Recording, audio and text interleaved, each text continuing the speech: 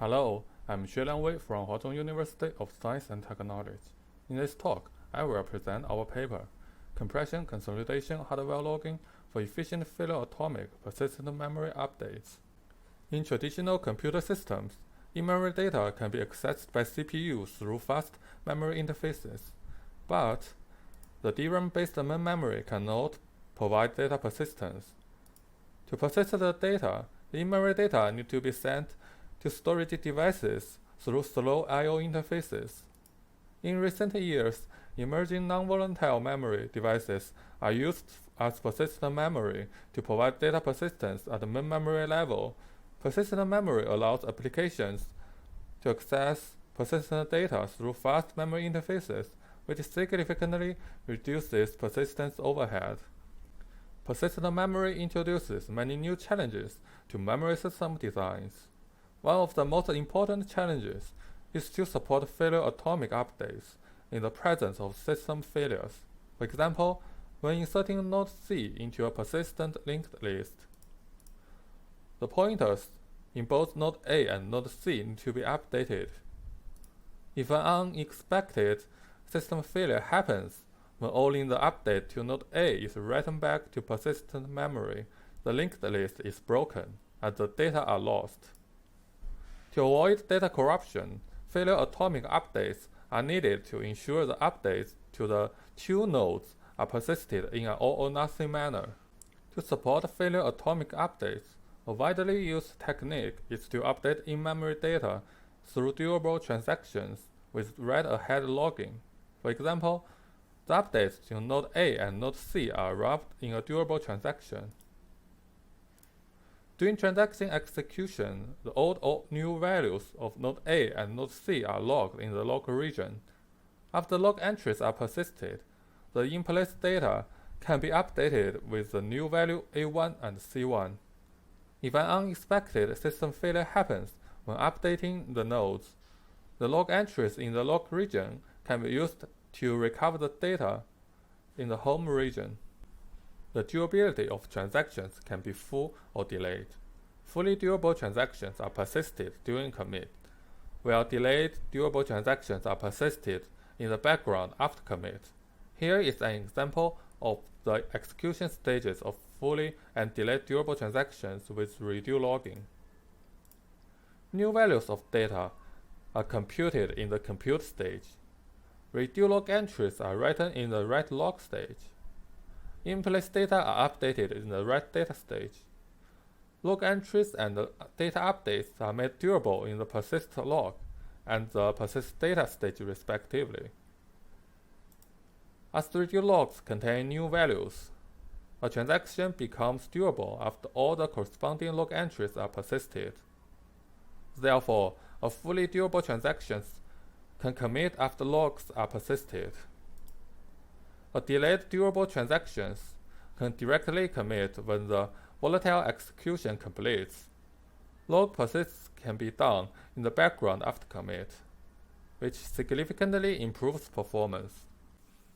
The log operations of transactions can be performed in software or hardware.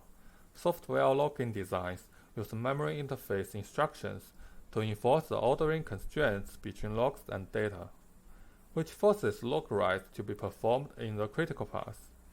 Prior studies show that software logging degrades throughput by up to 70%.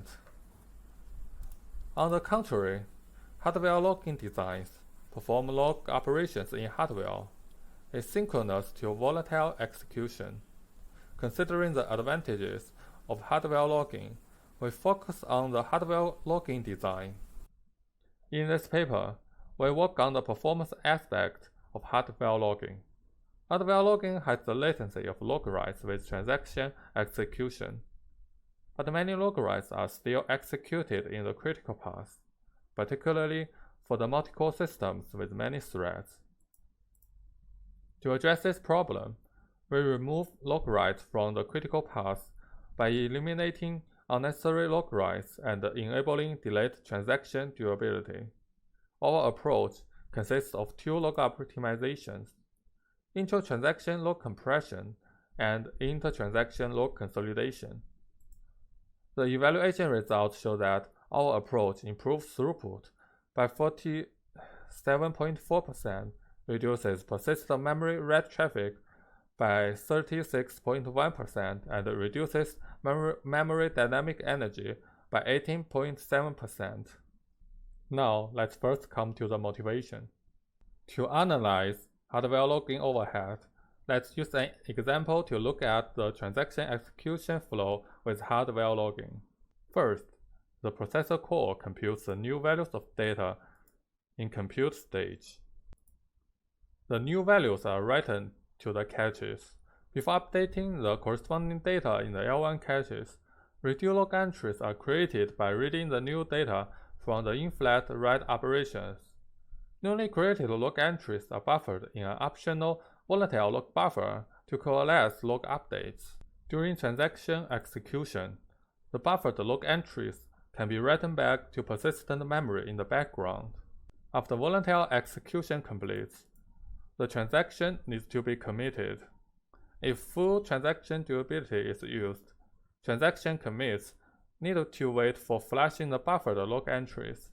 After all the log entries are persisted, the transaction can be committed, and then the log entries and new values can be written back to persistent memory in the background. In this example, log entries can be written to persistent memory in the background. However, in some cases, log writes are still executed in the critical path. For example, a transaction needs to update block D, but the write queue is full and a cache eviction happens. In this case, the update to D needs to wait for writing log A to persistent memory. Here is another example. A fully durable transaction commits when log D is still buffered in the log buffer. During transaction commit, log D needs to be persisted in the critical path. However, if the write queue is full, the persist operation of log D needs to wait until log B is written back. The log writes on the critical path causes performance degradation. To quantify the overhead, we compare three designs. First, the blue line represents a design that does not perform log operations. Second, the green line represents a hardware redo logging design. Third, the yellow line represents an ideal hardware redo logging design, in which log writes can be completed with no latency. This figure shows that the performance gap between the green and the yellow line significantly increases as the thread number increases. This is because the memory system has a limited capability in serving memory requests. The more threads, the more log writes that are sent to persistent memory simultaneously. As a result, transaction execution has more likelihood of waiting for log writes to complete. This figure shows the proportion of log writes among all persistent memory writes. The percentage of log writes increases as the thread number increases. This is because most log entries in the log buffer and the write queue are from different threads. These entries have less chance to be coalesced. To mitigate hardware logging overhead, our approach, compression-consolidation hardware logging, adopts two log optimizations to avoid a redundant log writes. Now let's come to the first log optimization. In transactions, a store may only change the values of some bytes in an 8-byte word. For example, the store updates only a few bytes, or the store updates the whole word but changes only a small portion of the bytes. We use dirty data to refer to the data whose values are changed. We monitor the words updated by transactions over the entire execution of Whisper applications. The results show that, on average, only 29.5% bytes among all the updated words are dirty. What does the percentage of dirty data mean? To answer this question, let's see an example about how to use log entries to recover in-place data. Assume log entries are created at the word granularity. If a system failure happens when the two log entries and the new value B1 are persisted, but A1 is not. A1 is lost after failure since the caches are volatile. In this case, to recover the data in the home region, we should use log A to update A0 to A1. Actually, only the dirty data in the log entry are used to recover the in-place data. Therefore, only the log data for dirty data are essential for recovery.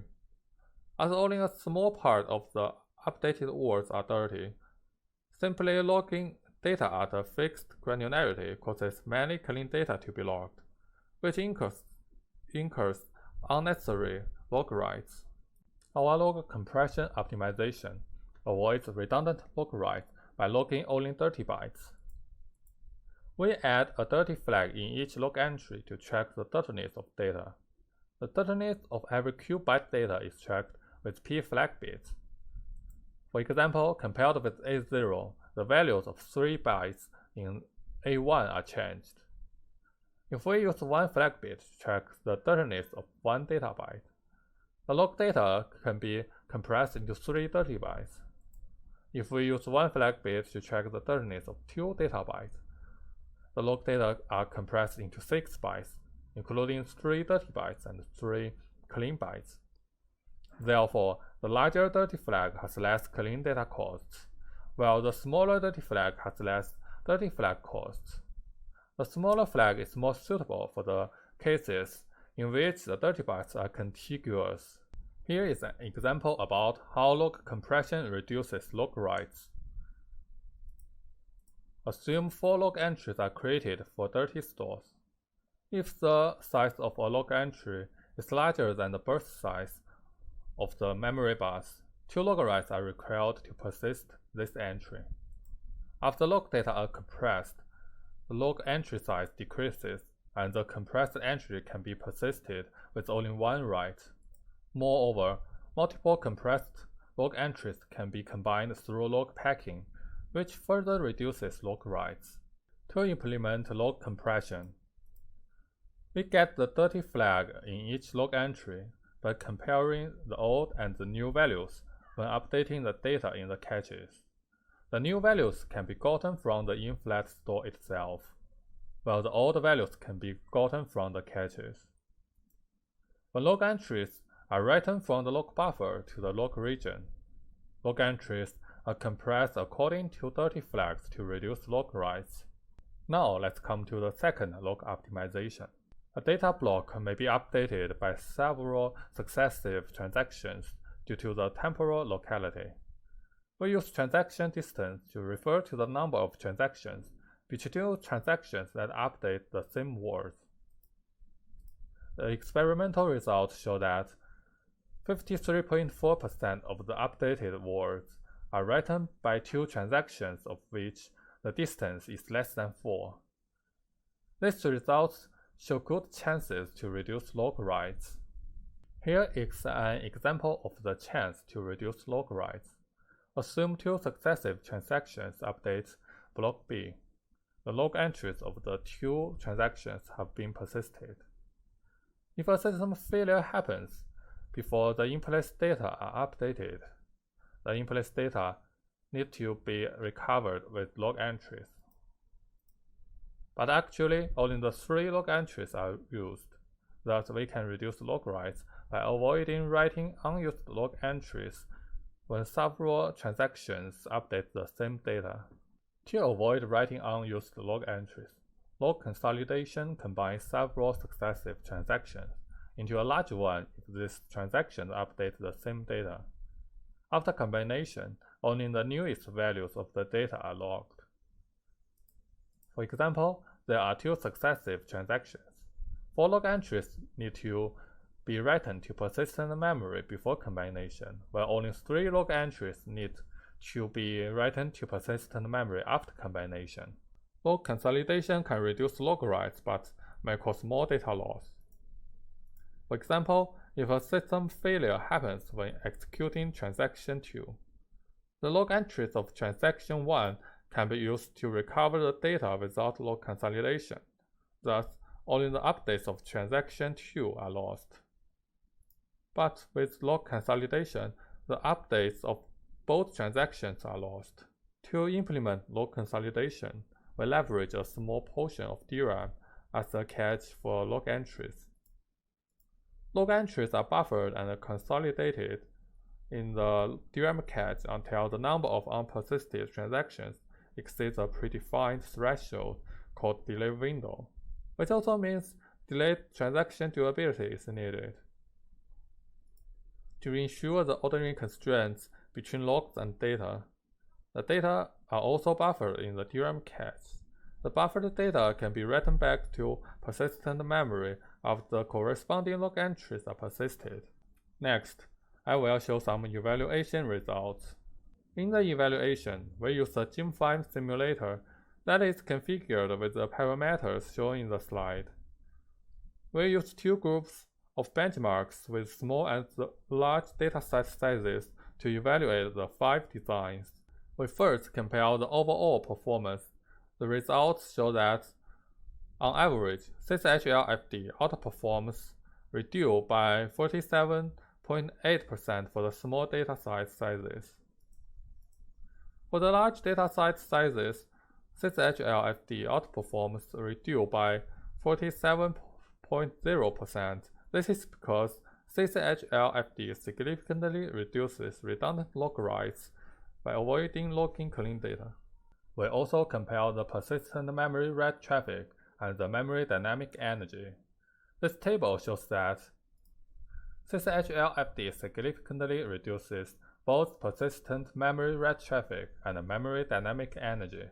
Our log compression optimization can also work with existing hardware logging designs. We use +C to represent the corresponding design with this optimization. This table shows that all the 3 designs can benefit from this optimization. This figure shows the transaction throughput of our designs with different delay window sizes. The results show that CCHL DWN, in which N is the delay window size, improves transaction throughput on all the workloads through delayed durability and log consolidation.